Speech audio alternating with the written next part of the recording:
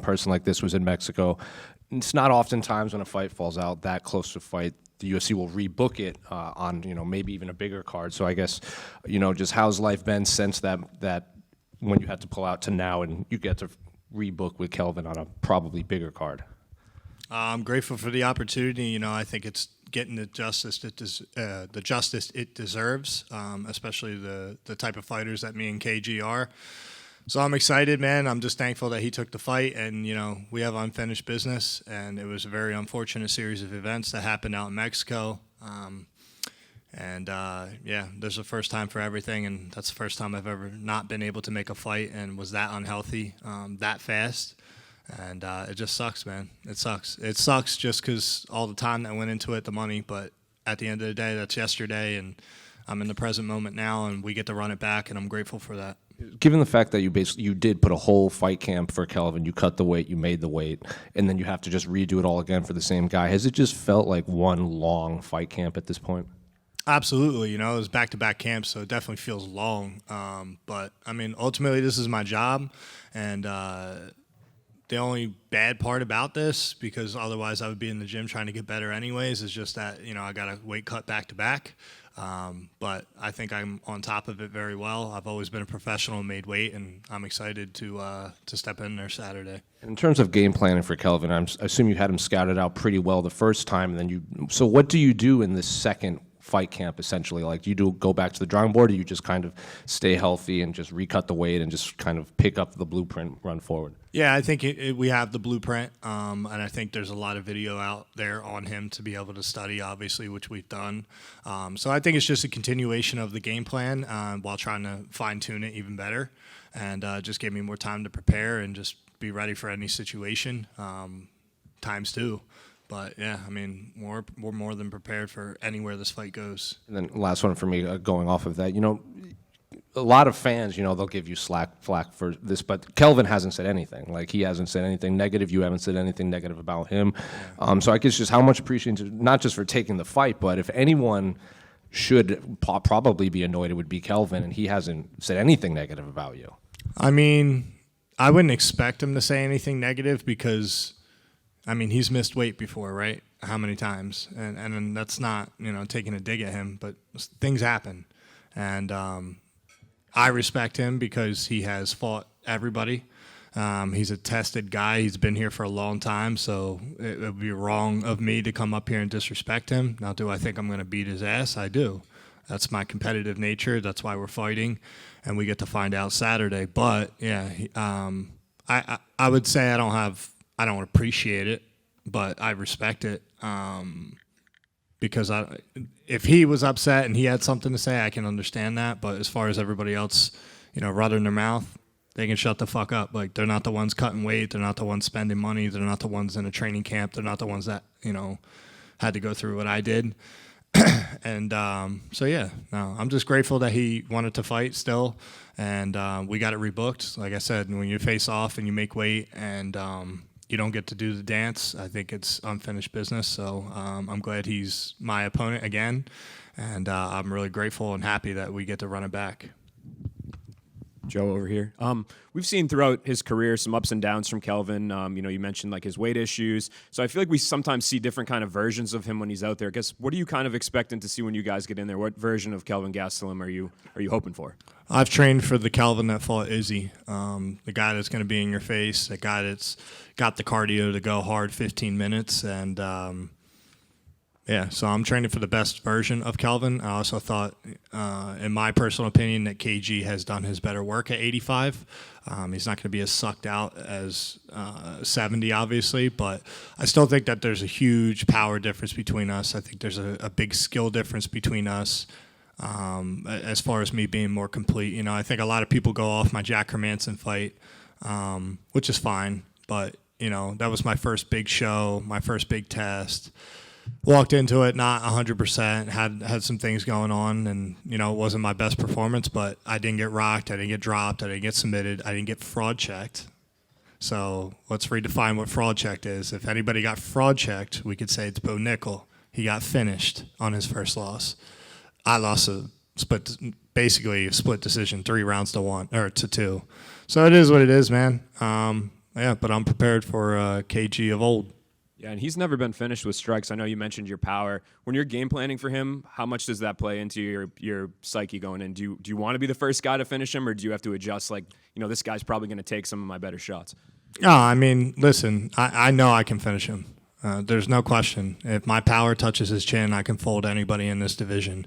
That's a fact. So that's just what I believe, and and again, I believe it's a fact. Like, you can't take the kind of shots, especially if I'm sitting on my shots. I'm going to hurt you, and at the very least hurt you, and then it'll lead to a finish. But I mean, ultimately my job is to go out there and win. I would love to get a finish over KG, but like I said, I'm prepared for 15 minutes. That's what I put in my mind. But make no mistake, I will be trying to cause damage, and I will be trying to get him out of there. And just because he hasn't been finished by TKO or KO in the cage doesn't mean it can't happen. So same thing goes for me, obviously.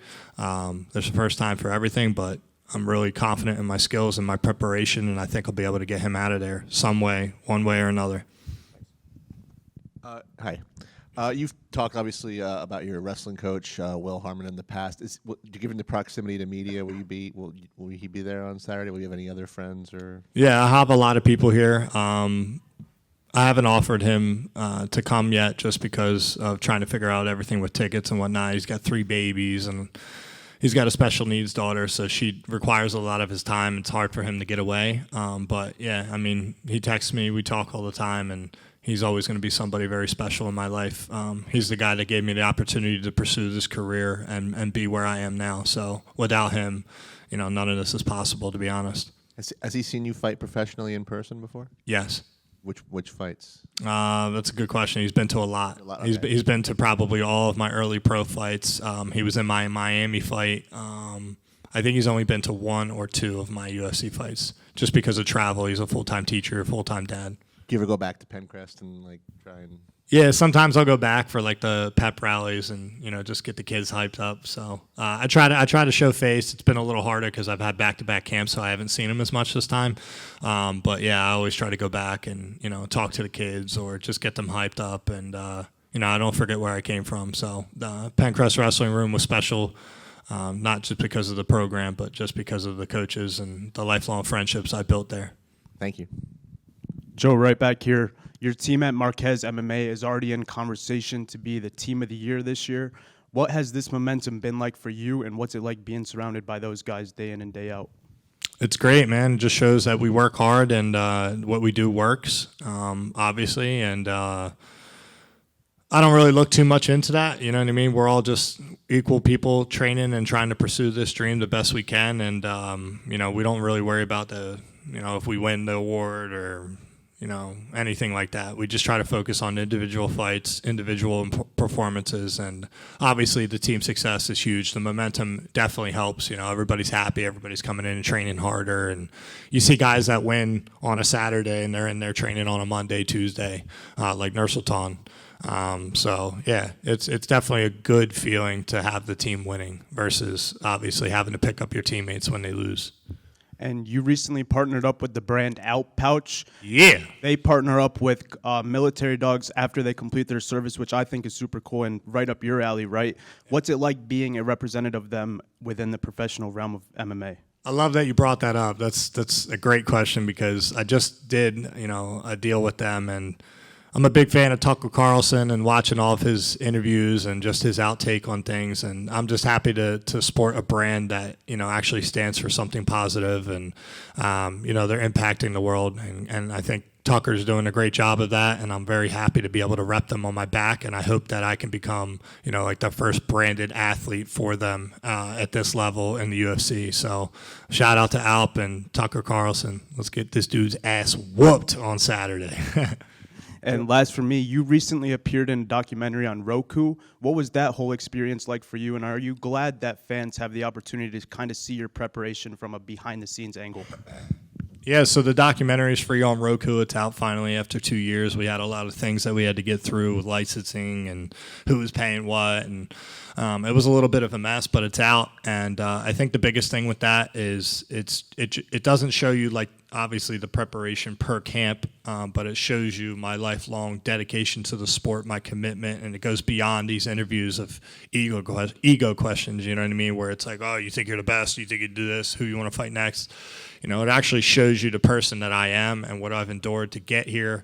And I think it's very inspiring for kids that have had abusive homes or have had a rough childhood. And, you know, there's always somebody who has it worse. But I think a very big positive impact of my documentary is to inspire kids to stay in sports, stay in athletics, and, you know, whatever that unspoken gut feeling is that you don't know how to bring to words, figure out what it means, whether it means you want to be a top tier, you know, engineer or a scientist or a UFC fighter, go and pursue it no matter how anybody feels about it. If that's what you want to wake up and do at any time of the day to get better at, then go pursue it. So I think it's just an impactful story to show resilience and how to stay in sports and be a positive impact in the world. Joe, right here. So after the pullout from in Mexico, you got a lot of hate in your comments and everything. Does that light a fire under you a little bit, or do you find it amusing? They can still suck my dick, honestly. That's how I feel. It was not a race statement, which everybody tried to turn it into. Like, I don't like Mexicans and all this shit. I don't like their food. I don't like the fucking country. That's how I feel. I don't think as a professional athlete fighting somewhere with that kind of elevation or that kind of air quality and the risk, let alone just of the food, like the air quality and the elevation wasn't even hard for me to adjust to. I got there early. I slept in a hyperbaric chamber. I was adjusted. I was making runs. I felt great. It's just 14 out of the 15 meals I cooked, I didn't cook on the last day, and I got super sick, and I was sick for weeks. So, yeah, I got a lot of hate because, you know, I'm sitting there borderline crying, upset, and gutted that I didn't get to perform. I make the weight. I felt great, and then all of a sudden I get hit with this vicious fucking shit, vomit, throw up. Like, it just, like, the sweats. I lost 14 pounds in 7 hours, and I slept 1 hour.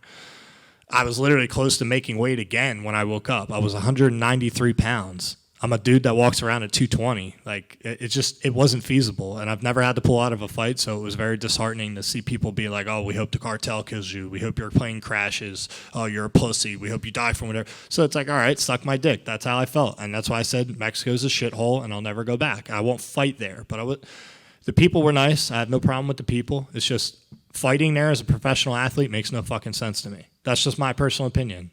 So everybody claims they love free speech until it's spoken, and then they try to censor you, or they try to say you're a racist, or they try to say that you hate people. It's like, whatever. Think what the fuck you want. I don't give a fuck.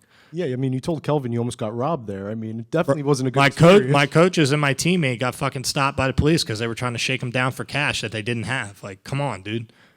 Crazy. Like, if we got to talk about fucking why anybody would dispute that it's not the best country, all we have to do is look at how many people have crossed the border and who knows how many fucking years. Like, come on, man.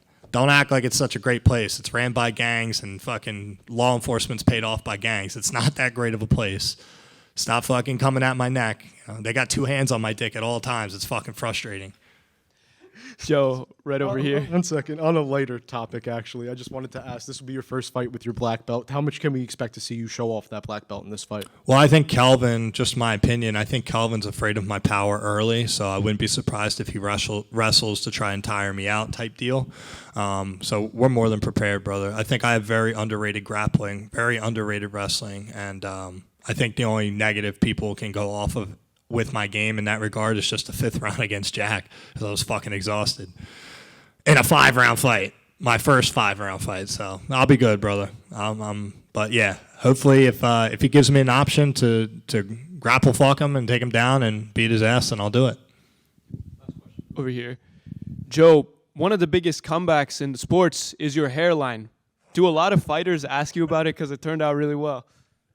I don't know if that's an insult or not. No, that was a compliment. I'm going to remember your motherfucking face now. No, you're right. It is one of the greatest comebacks, man. This shit is fucking flowing. It's a little thin. I probably should get it a little thicker, but yeah, it looks good. It looks good. And I'm not somebody that really cares. Even though everybody's like, well, you went to Turkey. It was offered. Me and my coach went. We got it. And it was a great experience afterwards. But yeah, fucking look at this shit, dude. I'm still ugly as fuck, but not as ugly. Best of luck on Saturday. No luck.